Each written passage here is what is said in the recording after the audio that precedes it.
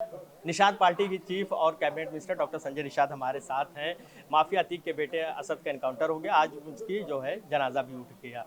विपक्ष लगातार कह रहा है कि ये पूरी तरीके से गलत है और जो है बीजेपी जो है न्यायपालिका पे भरोसा नहीं करती है।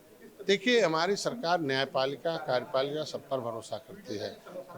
आज के दिन में जो विधान बना हुआ, कानून बना है, जो कानून का उल्लंघन करेगा, कानून अपने हाथ में लेगा, तो निश्चित रूप से उसका असर होगा। अगर वो इनामी बदमाश था, तो निश्चित रूप से उसे सरेंडर करना चाहिए था। तो क्या दूसरा अंजाम करता? जहाँ 2 सिपाही मारे गए हों, उमेश पाल मारा गया हो, विपक्ष का जो आवाज़ हो रहा है, वो तो निषाद विरोधी, विपक्ष विरोधी हैं। जब उमेश पाल मारे गए, संदीप निषाद मारे गए, तो क्या विपक्ष के मुँह से एक भी आवाज़ निकली? क्या उन उन उन जो जिनकी हत्या हुई थी, उनके परिवार के साथ ये विपक्ष खड़ा था?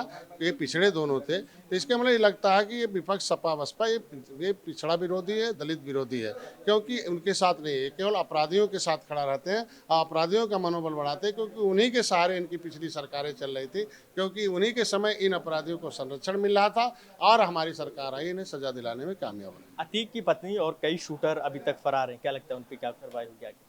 न्यायालय अपना काम कर रहा है, प्रशासन अपना काम कर रहा है। आपने देखा कितनी नेटवर्क एजेंसियां हैं, नेटवर्क इन लोगों का फैला हुआ यहाँ से लेके पाकिस्तान तक। पहले की जो नेटवर्क एजेंसियां थी, वो इन लोगों के अधीन रहती थी, उसको काम नहीं करने देते थे। आज हमारी सरकार आई केंद्र और राज्य में, उसी एजेंसियों को फ्री कर रखा है और सारे नेटवर्क मिलने और ध्वस्त हो रहे हैं। और देखो, जनता में इसीलिए खुशी की लहर है कि अब वो भयमुक्त वातावरण हो रहा, अपराध मुक्त, गुंडा मुक्त अपराध हो रहा और उत्तर प्रदेश सर्वोच्च प्रदेश बनने में कामयाब हो रहा। जिस तरीके से ये कहा जा रहा है कि पंजाब में ड्रोन के थ्रू असलहे गिराए जाते थे, आईएसआई के लिंक्स हैं, किस तरीके से देखते हैं? देखिए, इसी तरीके से तो आखिर ये हथियार कहाँ से आते थे? जो पकड़े जा रहे हैं तो कहीं न कहीं किसी माध्यम से आते थे ना। और लाने का माध्यम क्या थे?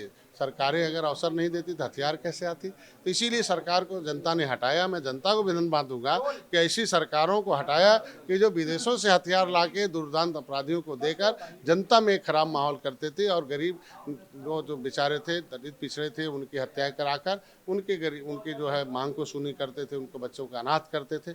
ऐसे हत्यारों को, ऐसे अपराधियों को हम लोग सजा दिलाने में कामयाब हैं। मौजूदा सरकार में मंत्री हैं नंद गोपाल नंदी। अतीक के साथ उनकी फोटो सोशल मीडिया पे बहुत वायरल हो रही है, क्या कहेंगे? बहुत लोग आते फोटो खिंचाते, मैं भी मंत्री हूँ, आगे किसी के साथ फोटो खिंचा लिया, तो फोटो खींचने से तो कुछ होता नहीं है। जब किसी के साथ कोई कनेक्शन हो, बातचीत हो या कोई व्यापार हो या कहीं फ़ोन हो, कोई चीज़ प्रभावित किया जाता, तब माना जाता, फोटो से कुछ नहीं कहा जा सकता। ठीक बात।